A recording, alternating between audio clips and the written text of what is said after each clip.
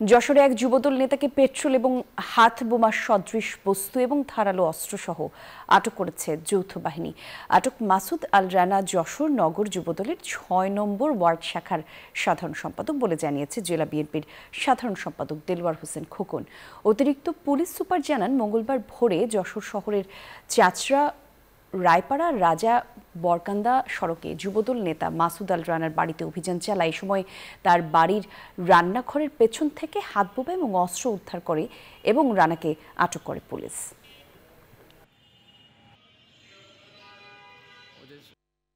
সেনাবাহিনীর নেতৃত্বে বাংলাদেশ পুলিশের সহযোগিতায় একটি যৌথ অভিযান পরিচালনা করা হয় চাচড়া এলাকায়।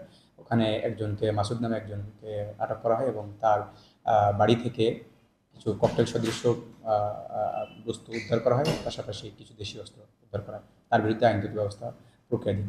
আজকে এটা দেখলাম, আমাদের জানা মতে ছেলে বিরুদ্ধে এরকম কোনো অভিযোগ আমরা পূর্বে কখনো শুনিনি, এবং এটা আমার মনে হয় যে একটা পরিকল্পিত ভাবে করার জন্য এটা করা হয়েছে।